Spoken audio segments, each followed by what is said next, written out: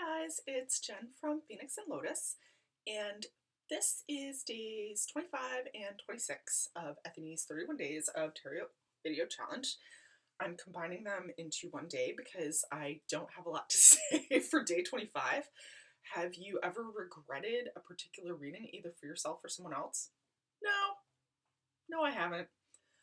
Like I said before, I think that my readings capture the forces in place at a particular time. What's there to regret about that? That's it. Um, Next question. Do you have a special time or place that you use your tarot? And if so, do you reserve the deck specifically for that purpose? So I have a morning ritual where I get up, I go downstairs, I make my coffee, drink my coffee, check the internet, email, Facebook, Instagram, all that, whatever. Then I come upstairs to my office and I draw my daily card and I ask that question: what energy should I tune into or tap into today? And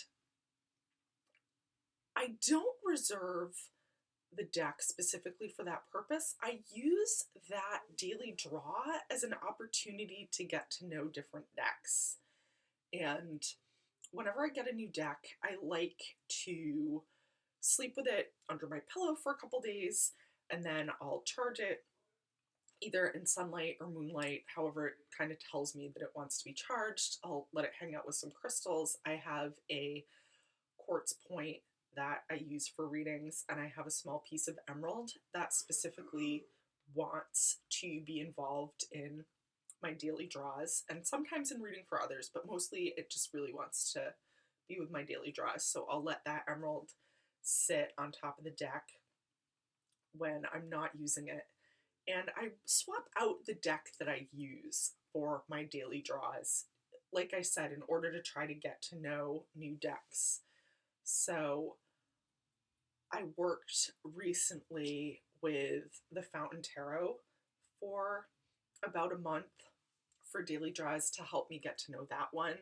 Now I'm working with the Wooden Tarot because I just got that deck not too long ago, and it's a very different deck, and I'm trying to get to know it better because I do love it, but it is different and it's a little bit harder for me. So I'm probably going to take a little bit longer with that one.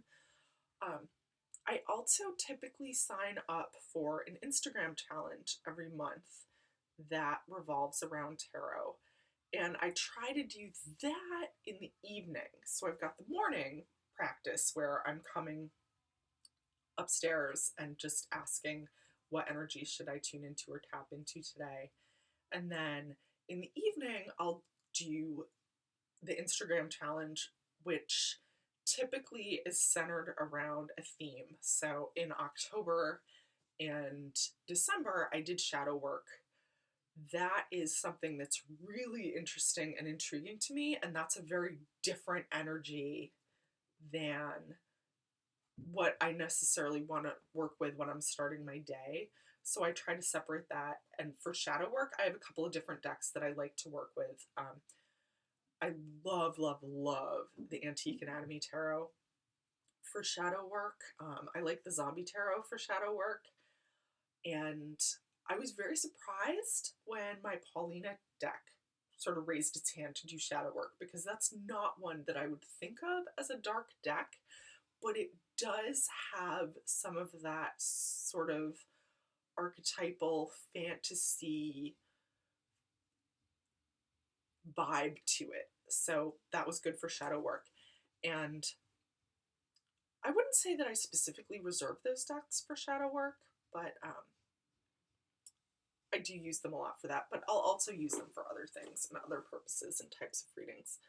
I don't think I have one deck that's specifically reserved for any purpose that I say I'm only going to use this deck to do this.